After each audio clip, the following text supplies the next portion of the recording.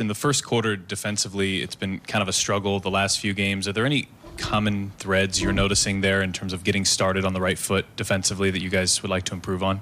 I think just sense of urgency. We came out, we trapped Trey in the full court a little bit, and that worked for us well in Atlanta when we kind of forced other guys to beat us. And since then they've seen that look from other teams and they've learned to adjust to it. And other guys stepped up. Herder made shots.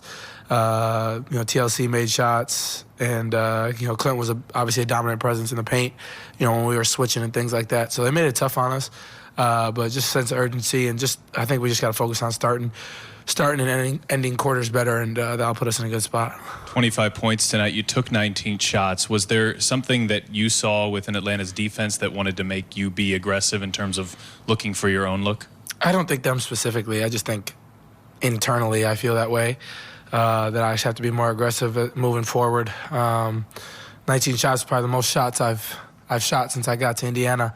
And I sometimes get to that point where I'm thinking like, man, I'm shooting a lot, but I'm gonna get to that level where it's like it's just natural and it's just playing basketball. I think when I'm aggressive, you guys see it opens a lot of things up for me, but then teams are focused on me more, and then that allows me to share the ball, and that's obviously a major part of my game. So I think just internally, I'm trying to make that an emphasis moving forward, just finishing the year the right way, but then obviously on to next year and as my time goes on and growing as a player.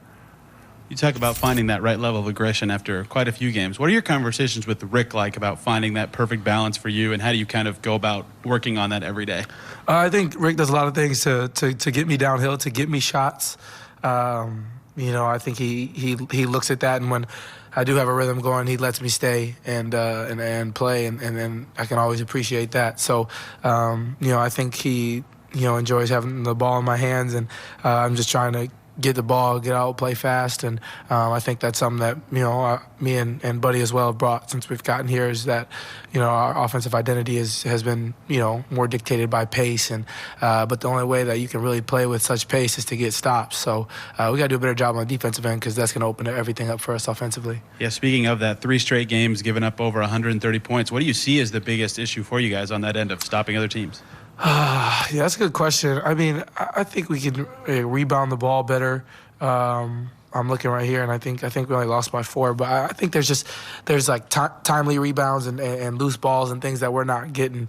And I hate to say like as limited bodies or whatever it is, but we just got to be better there. I think that obviously playing a good team, Atlanta can score with anybody in the NBA. So, it's the NBA is tough. It's tough to guard, but we can still do, a much better job than giving up 130.